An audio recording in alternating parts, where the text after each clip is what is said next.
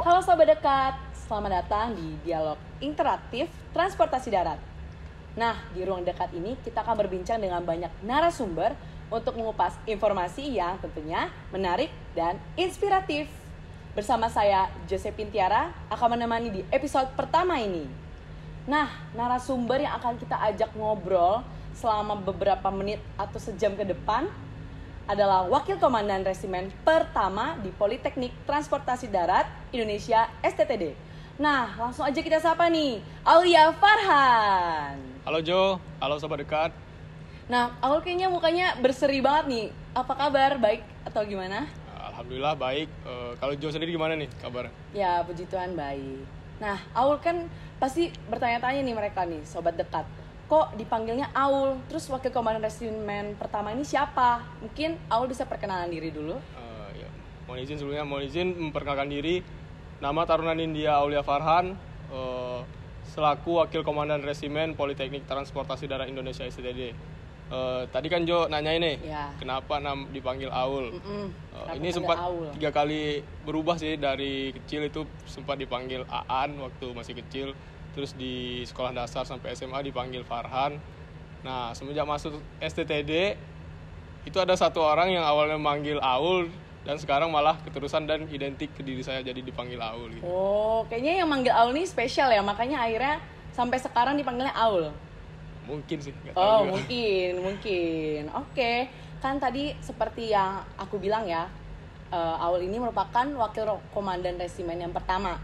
Nah, boleh tahu nggak sih, kita berbincang banyak ya soal resimen. Nah, alasan kenapa yang darinya dulu batalion berubah jadi resimen?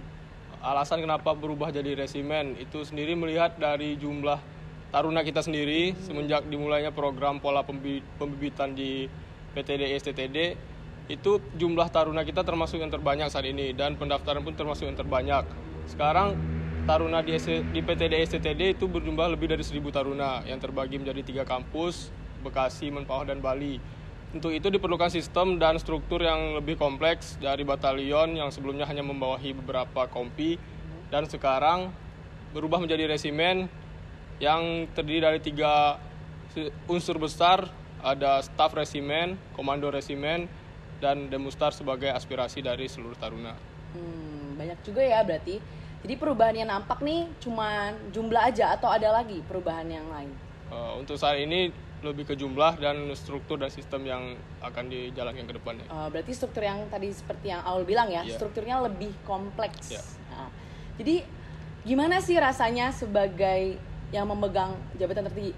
Jadi kan ada komandan resimen juga kan, cuman kakaknya lagi PKL. Yeah. Nah, sekarang posisinya Aul di sini yang memegang jabatan tertinggi. Itu rasanya kayak gimana? Mungkin deg-degan atau ya kayak gini Jo atau gimana? Coba mungkin jelasin ke Sobat Dekat. Ya pasti ya, kalau memegang jabatan tertinggi sekarang tentu saat ini pasti itu menjadi tantangan buat saya sendiri. Namun di sini kita juga harus tetap berkoordinasi karena di atas saya masih ada komandan resimen yang walaupun sedang PKL namun kita tetap berkoordinasi, dan di sini pun saya dibantu oleh teman-teman di dalam resimen, baik itu resimen sendiri dan demustar dalam menjalankan tugas. Jadi setiap tugas ataupun kegiatan yang dijalankan saya tidak sendiri, pasti dibantu oleh setiap bidang dan bagian dari resimen. Itu yang membuat saya tetap yakin bisa menjalankan ini. Oke, kan tadi udah pasti gimana ya, rasanya kayak deg-degan gitu kali ya. Kayak aduh ini tuh pertama kalinya. Jadi rasanya kayak ya tetap deg-degan, cuman karena ada banyak teman-teman yang bantu, jadinya ngerasanya ya jalanin aja gitu. Iya, jadi terbantu. Nah, apa sih yang menurut Aul tuh sulit dilakukan saat pertama kali memegang jabatan ini? Hal yang sulit dilakukan itu mungkin lebih ke banyak hal-hal yang belum pernah saya lakukan, seperti harus menghadap ke pejabat-pejabat di instansi sendiri yang sebelumnya saya belum pernah melakukan itu, dan mungkin kegiatan-kegiatan yang juga belum dapat saya handle sendiri. Tapi balik lagi ke yang saya sampaikan tadi, kita mempunyai teman-teman yang mensupport di belakang, kita tidak bekerja sendiri, jadi saya bisa menjadikan itu teman-teman ini sebagai penghandle buat saya ke depannya. Oke, jadi kan tadi udah kita dengar ya sobat dekat dari Aul sendiri gimana cara dia menghadapi tantangan-tantangan itu. Nah, menurut Aul sendiri Taruna itu spesial atau enggak? Apa alasannya? Dan ya kita mau dengar gitu alasan Aul kenapa Taruna ini spesial atau enggak. Kalau menurut saya Taruna itu spesial. Spesial ya, jadi Taruna itu spesial menurut Spesial. Aul. Jadi alasannya? Taruna kalau kita bandingin dengan mahasiswa itu jelas berbeda. Ya. Di Taruna kita diajarkan kehidupan hierarki, ibarat itu senior junior, bukan senioritas. Senior junior itu lebih ke kekeluargaan. Jadi kita tidak hanya saling belajar di instansi ini, tidak hanya mencari nilai akademik ataupun berorganisasi, namun kita juga menjalin hubungan baik dengan senior dan junior kita. Jadi setelah kegiatan ini pun, setelah pendidikan ini, kita tetap dapat melanjutkan hubungan ini ke dunia kerja. Jadi tidak habis di pendidikan, di luar pun masih tetap akan berhubungan baik dengan senior dan junior. Oke, kan Aul tadi bilang Taruna itu spesial. Terus beda dengan mahasiswa kan. Nah, mungkin kita boleh tahu kali ya, kenapa Aul memilih menjadi Taruna? Ya, sebenarnya bukan memilih. Awalnya emang saya sendiri sudah pernah kuliah. Oh, udah pernah kuliah. Sudah pernah kuliah dan memang memikir prospek ke depan.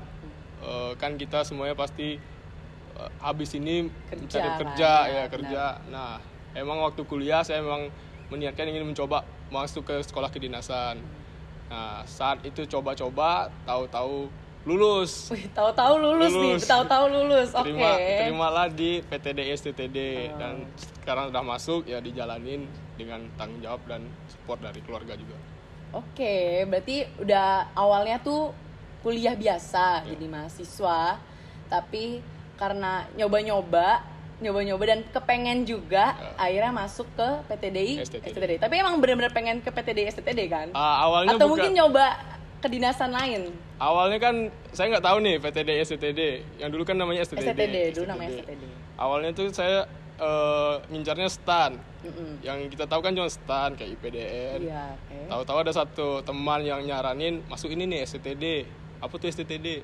Sekolah kedinasan juga, cuma di bawah kementerian berbeda, Kementerian Perhubungan. Oh ya udah, akhirnya saya coba ikut seleksinya pun sama seperti sekolah-sekolah yang lain, mulai dari SKD, akademik, psikologi, kesehatan, wawancara, akhirnya lulus. Dan ternyata STTD nggak seperti yang kita bayangkan, juga termasuk sekolah yang terbaik sih untuk saya saat ini. Oke.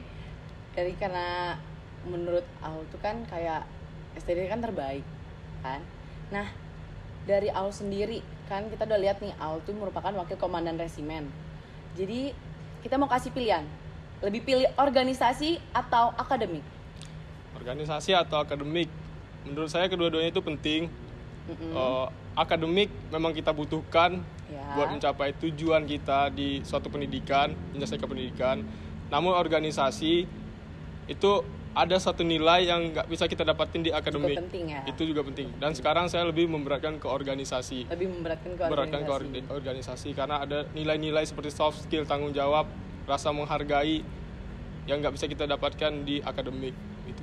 Nah, dengar-dengar nih sobat dekat, wakil komandan resimen kita ini semester ini dapat ranking 2. Nah, kita tuh pengen tahu gitu loh, kok bisa ya wakil komandan resimen yang kayaknya super sibuk bisa membagi waktu antara organisasi dan akademik. Mungkin ada tips-tips yang mungkin rekan atau sahabat dekat mau tahu nih kayak gimana gitu caranya mengatur waktu.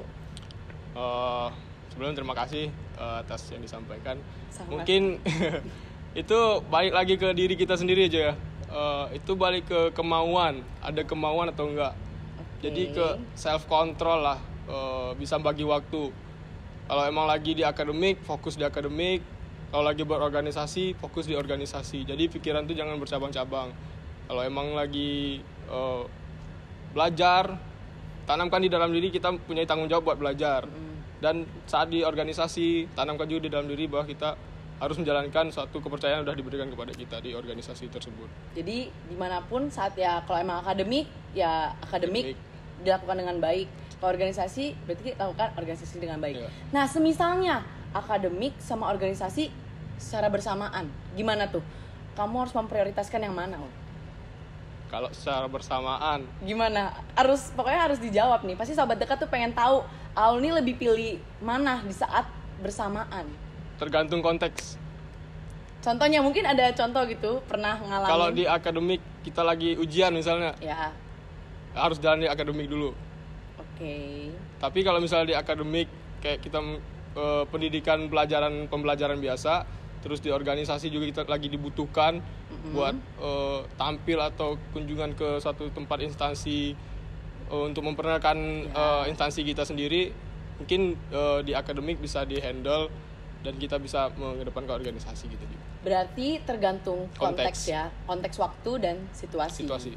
Oke, nah mungkin berarti sekarang tuh Aul kan waktu komandan resimen tuh. Berarti waktu luang Aul tuh sedikit apa banyak? Menurut Aul sekarang sedikit apa banyak? Kalau sekarang sedikit sih. Sedikit.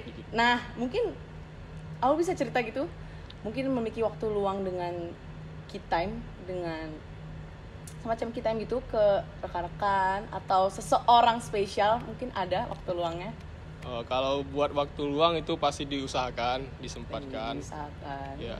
Oke. Cuman kalau kondisi sekarang memang lagi sulit. Sibuk-sibuknya ya, Ya, lagi sibuk-sibuk karena banget harus, nih.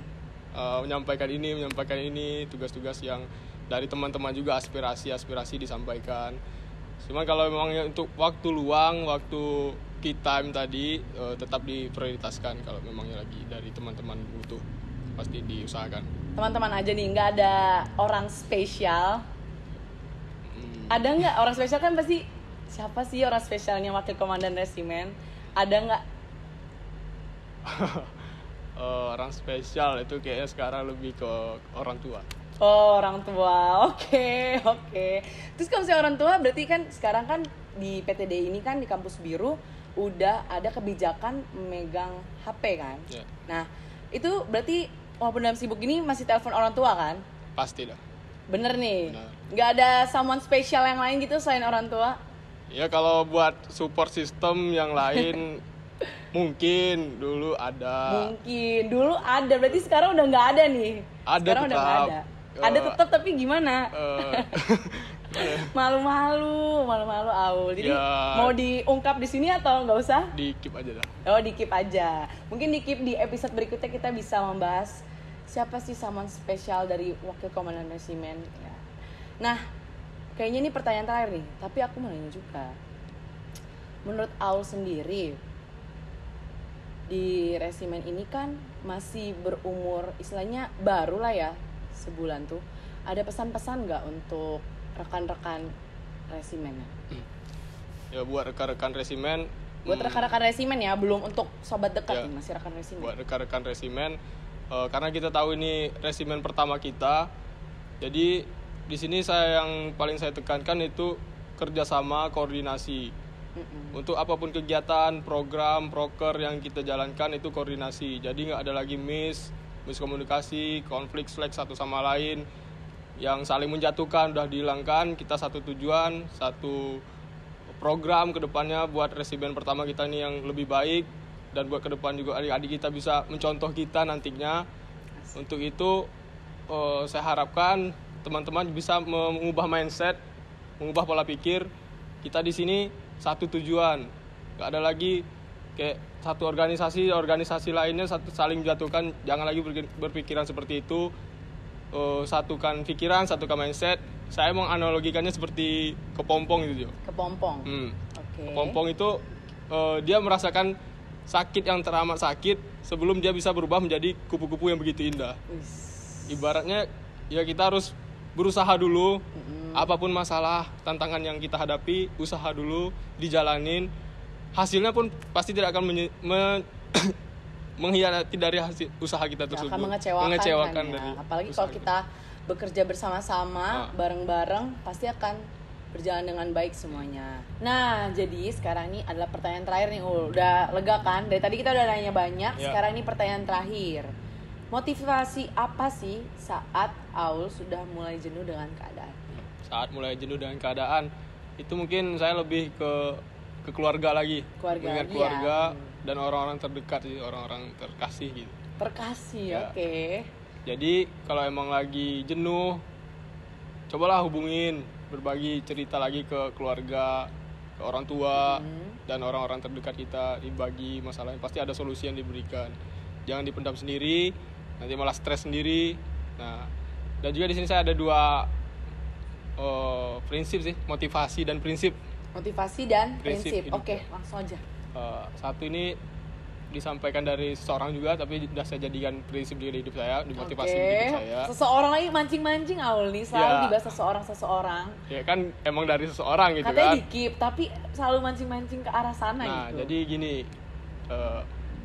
if you never try, Iya, if you never try, you will never know. If you never know, you will never. you will never grow. Jadi apapun itu masalah yang kita hadapin, cobalah dulu buat menghadapinya. Jangan langsung menyerah dengan keadaan. Setidaknya kita sudah mencoba, hasilnya nanti bagaimana itu tergantung dari apa yang udah kita usahakan tadi. Pasti tidak akan dikhianati oleh usaha yang telah kita jalankan. Itu kan tadi motivasi. Nah, tadi prinsip apa? Nah, kalau prinsip ini mungkin dari orang tua Orang tua ya, dan oke. orang tua sih. Dan prinsipnya gini, di ma bumi dipijak, di sini langit dijunjung.